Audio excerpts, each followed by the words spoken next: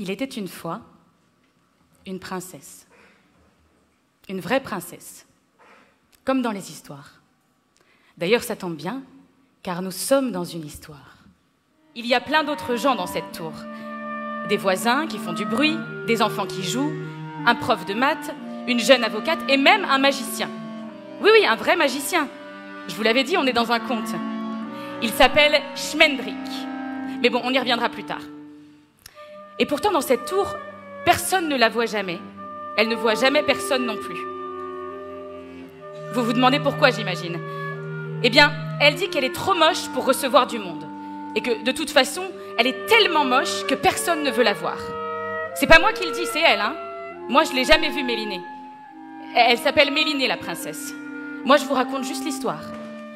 Bonjour, je m'appelle Schmendrick et je vends des calendriers de la Fédération des magiciens à tous les amateurs de fantaisie, de rêves et de crapauds transformés en princes charmants. Vous nous donnez ce que vous voulez, je vous cède un calendrier. Quoi? Mais qu'est-ce que c'est que cette histoire? Se demande Mélinée. La Fédération des magiciens? Elle n'a jamais entendu parler de ça. Et puis d'abord, elle n'a pas d'argent chez elle. Je viens d'être promue président de la Fédération des magiciens et je dois me rendre chez plusieurs collègues qui habitent aux quatre coins du pays afin de leur apporter un stock de calendriers. Si tu acceptes de m'accompagner dans ce voyage, qui peut être un long voyage, attention, hein. Si tu m'accompagnes jusqu'au bout et que tu reviens jusqu'ici, je suis persuadée que l'un des magiciens que tu croiseras parviendra à réaliser ton souhait le plus profond. Alors, si cela ne te fait pas peur, et si tu arrives au bout, bien sûr, tu deviendras belle. Mais alors belle, aussi vrai que je m'appelle Schmendrick le magicien, je te promets que le soleil, les étoiles, la lune, on ne verra rien de plus lumineux que toi de par le monde. Elle regarde en haut. Elle n'arrive pas à baisser son regard. Elle voit des écrans et encore des écrans sur les bus, sur les tramways, sur les grands immeubles, sur sa tour à elle, sa grande tour de 15 ou 20 étages. Elle ne le savait même pas. C'est donc ça, ce qu'on appelle la campagne.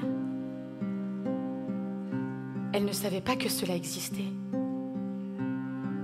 Enfin, si, elle savait, mais elle avait du mal à l'imaginer. Elle ne se posait pas la question, en fait. Elle est ici, simplement face à l'inconnu. Et ce silence, c'est étrange. L'inverse de la ville, en quelque sorte. Là-bas, il y avait tellement de bruit que l'on n'entendait rien. Mais ici, il y a comme une inquiétante tranquillité. C'est Max, le clown!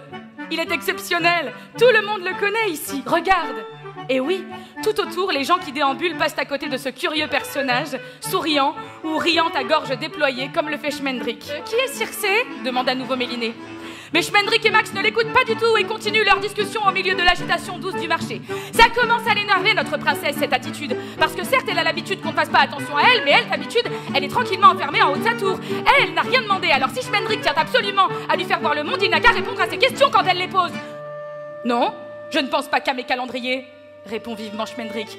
Et figure-toi que sans les calendriers, on serait bien dans la mouise. Le monde n'est pas très prospère pour les magiciens en ce moment, je te signale. Alors si tu as envie de m'accompagner à la banque la prochaine fois pour demander un prêt à destination de la Fédération des magiciens, eh ben... bonjour, hein. Tu t'appelles Mélinée, je sais, l'interrompt Circé. Tu vis toute seule depuis toujours et tu ne vois personne. Tu dis que tu es trop laide pour cela, n'est-ce pas? Ça me plaît, poursuit la sorcière. On dirait une histoire. Il faut juste ne pas en rater la fin. Réfugiée, elle ne voit strictement rien. Si, là-bas, une petite lueur. La maison de Circé. Elle s'y précipite et pousse la porte.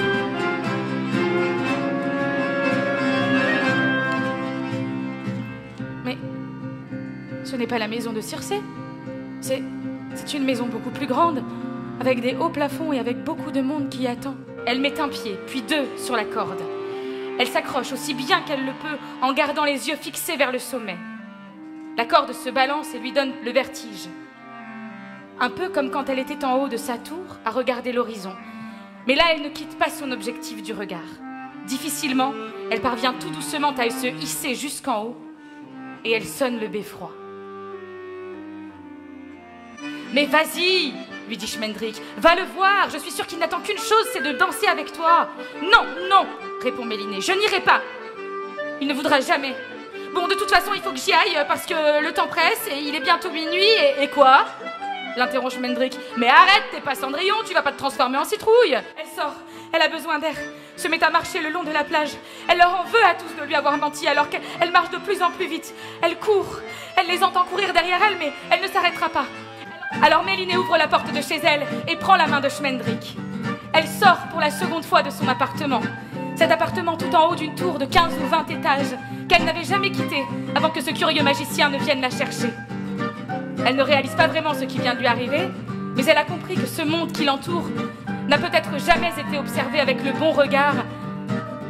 Elle a l'impression de ne toujours pas savoir ce qu'elle cherche, et même de ne pas savoir ce qu'elle veut. Mais une chose est sûre, elle ne veut pas que cela s'arrête.